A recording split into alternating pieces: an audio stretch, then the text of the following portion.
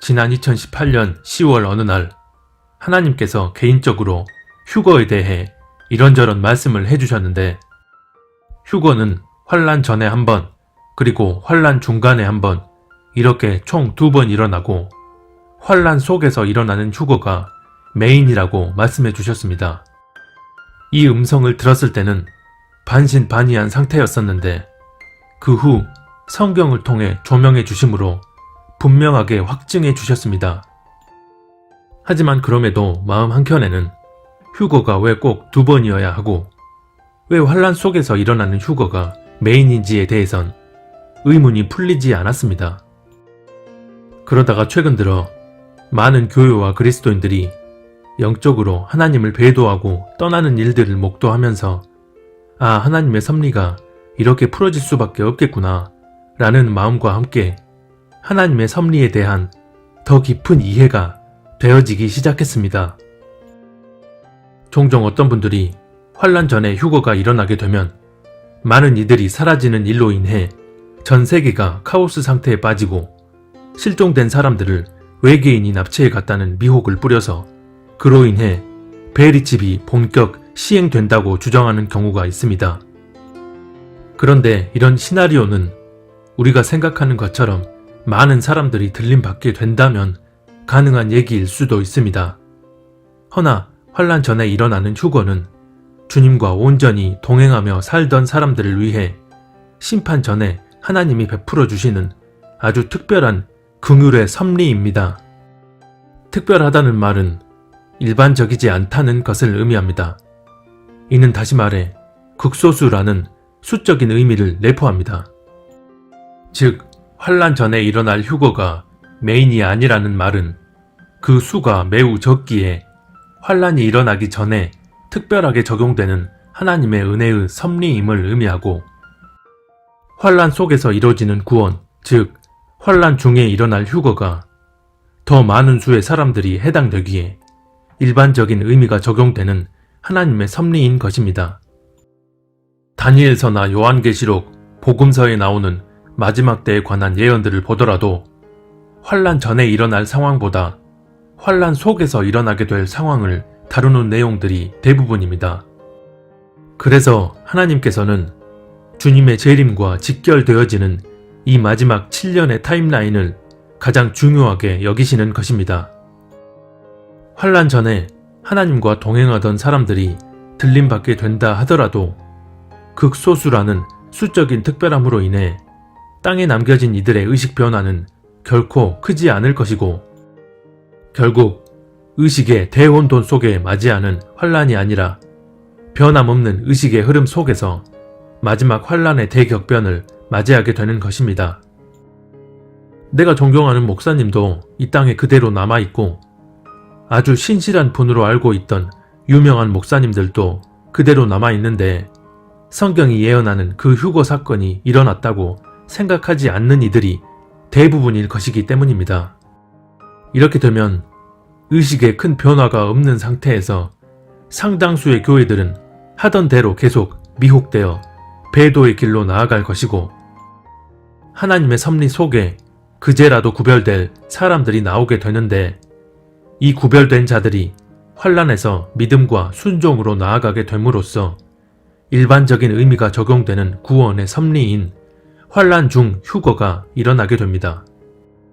이런 마지막 때에 대한 하나님의 세세한 섭리의 예표는 이스라엘 민족의 작물 추수를 통해 분명하게 알 수 있습니다. 이스라엘 사람들이 추수하는 대표적인 작물 3가지가 있는데 바로 밀, 보리, 포도입니다.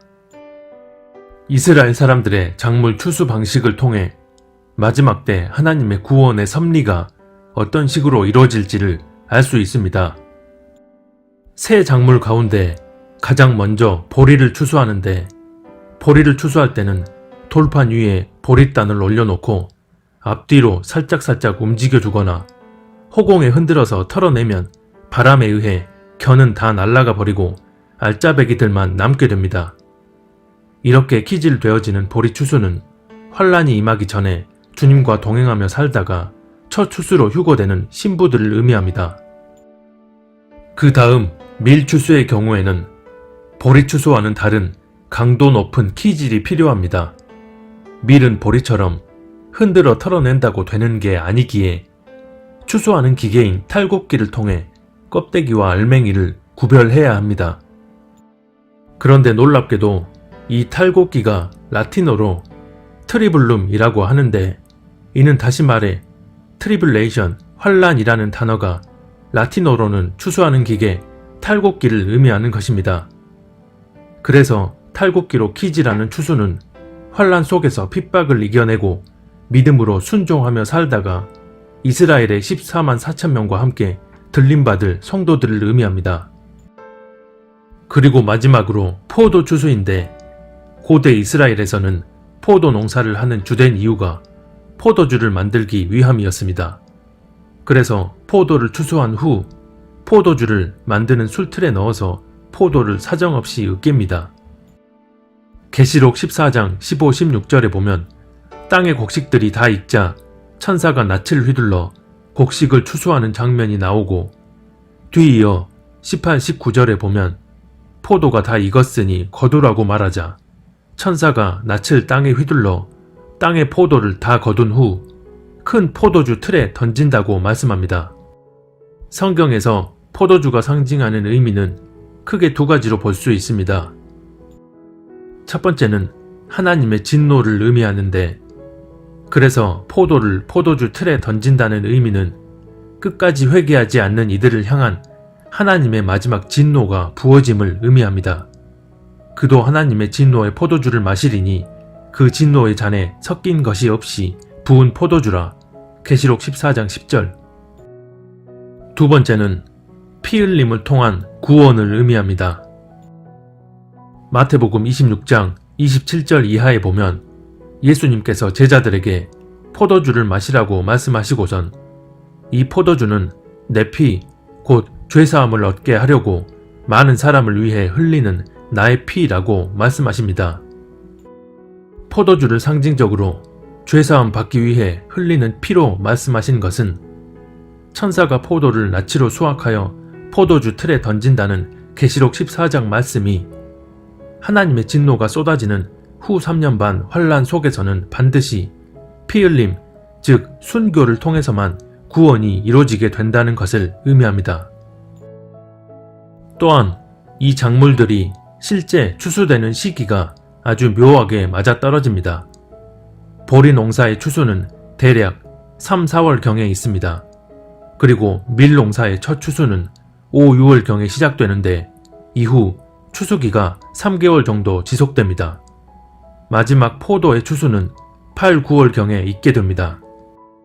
보리, 밀, 포도 추수가 환란 전후의 타임라인에서 이루어질 구원의 예표로 볼 수 있는 이유는 성경적인 기준에 의한 인류 역사는 이스라엘을 중심으로 돌아가기 때문에 이스라엘에서 수확되는 주요 작물들의 추수 방법과 시기를 통해 하나님이 행하시는 마지막 때의 섭리가 어떻게 이루어지게 될지를 예표하는 것입니다.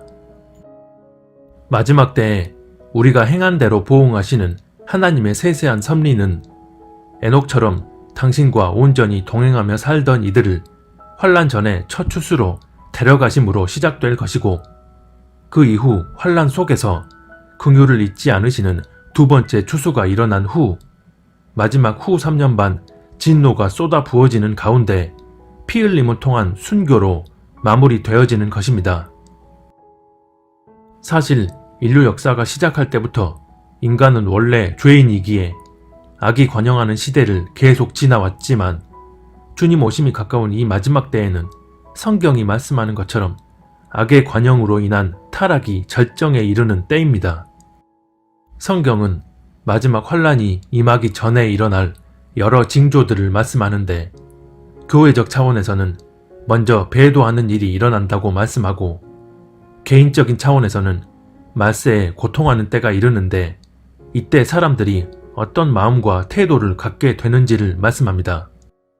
너는 이것을 알라. 말세에 고통하는 때가 이르러 사람들이 자기를 사랑하며 돈을 사랑하며 자랑하며 교만하며 비방하며 부모를 거역하며 감사하지 아니하며 거룩하지 아니하며 무정하며 원통함을 풀지 아니하며 모함하며 절제하지 못하며 사나우며 선한 것을 좋아하지 아니하며 배신하며 조급하며 자만하며 쾌락을 사랑하기를 하나님 사랑하는 것보다 더하며 경건의 모양은 있으나 경건의 능력은 부인하니 이 같은 자들에게서 내가 돌아서라.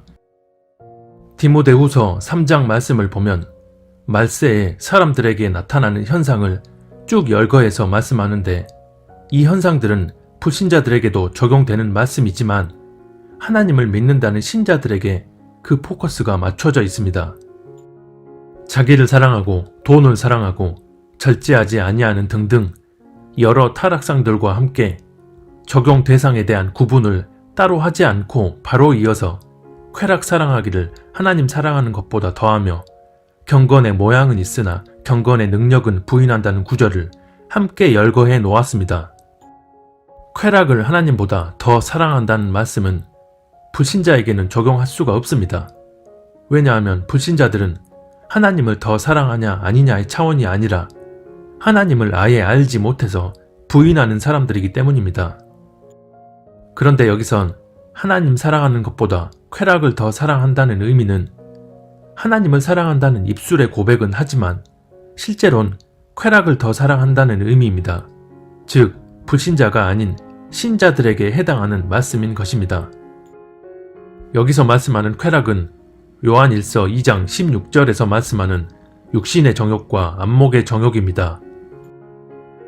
이런 모든 정욕에 의한 쾌락은 디모데후서 3장 2절 첫 번째로 나오는 자기를 사랑하는 마음에서 비롯됩니다. 즉 입술로는 하나님을 사랑한다 고백하지만 실상은 자기 자신이 주인되는 삶을 살기에 쾌락을 추구하며 사는 것입니다. 경건의 모양은 있으나 경건의 능력은 부인한다는 말씀도 마찬가지로 신자들을 향한 말씀입니다. 더 나아가 7절에 보면 배우는 데는 항상 힘쓰지만 진리를 깨닫는 데에는 전혀 이르지 못한다고 말씀합니다. 표면상으로는 이런저런 종교적 열심을 내고 예배당에 모여 꼬박꼬박 예배드리고 여러 번 모여서 성경 공부까지 하지만 정작 실제 삶에서는 하나님과 동행하며 살지 않기에 심령에서부터 저런 죄악들을 내뿜고 사는 이 시대 그리스도인들을 향한 말씀인 것입니다. 이는 다시 말해 불신자는 더 말할 것도 없고 하나님을 믿는다는 이들에게서 말세에 이런 타락상이 극심해진다는 의미입니다. 이런 시대 속에선 경건의 능력은 전혀 없음에도 경건한 모양은 더욱더 빛을 발해 광명한 모양으로 가장하게 됩니다. 실상은 내가 목적하고자 하는 내 뜻대로의 삶을 살면서도 외적으로는 얼마든 경건한 모양의 신앙생활을 하게 됩니다.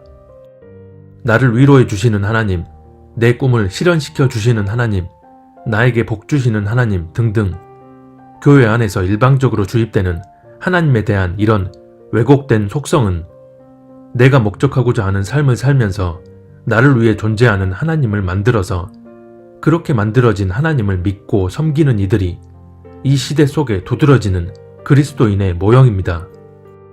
개인적으로 요즘 CCM을 듣다 보면 하나님이 아닌 사람에게 초점이 맞춰진 가사의 노래들이 많은 것을 볼 수 있습니다. 나를 위로해 주시고, 나를 사랑해 주시고, 나를 치유해 주시고, 나를 일으켜 주시고, 나에게 은혜 주시고, 나에게 능력 주시고, 다 나를 위해 존재하는 하나님을 그리는 가사들이고 상대적으로 하나님을 온전히 찬양하는 가사는 적습니다. 물론 나에게 힘과 위로가 되는 가사의 CCM이 영적으로 전혀 이롭지 못하다는 건 아닙니다.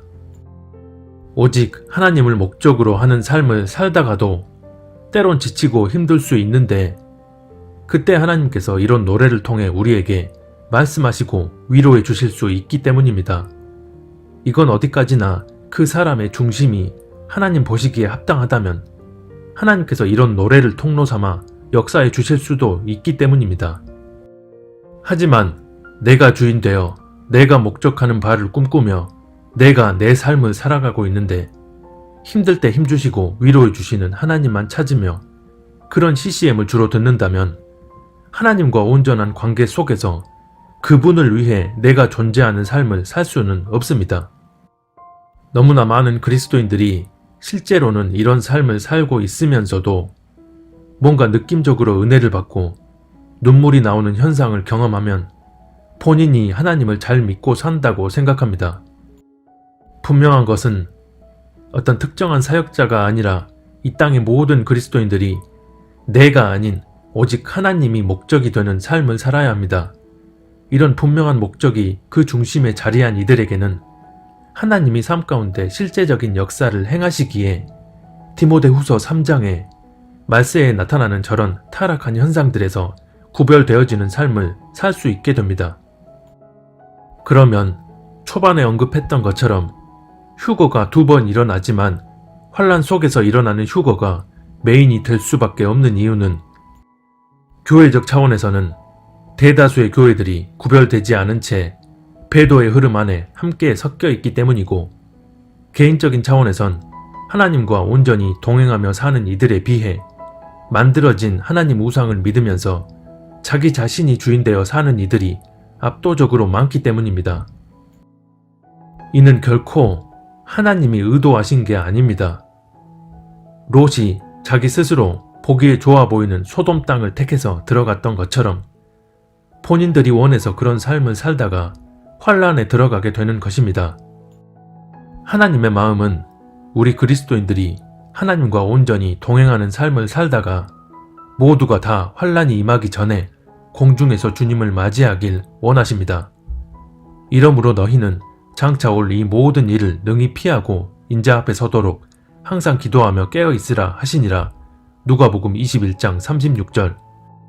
성경에 기록된 마지막 환란은 죄악으로 물든 세상을 심판하기 위해 하나님의 진노가 쏟아지는 그런 때인데, 그런 마지막 심판에 하나님을 믿는 그리스도인들을 남겨두고 싶어 하실 리 없는 것은 당연지사입니다. 하지만 안타깝게도 믿는다는 대다수의 사람들이 자처해서 환란으로 들어가 버린다면 하나님께서 어쩔 수 없이 그에 맞는 당신의 섭리를 또 행하실 수밖에 없는 것이고, 그 섭리는 진노가 쏟아 부어지는 환란 속에서 긍휼을 베풀어 주시는 것입니다.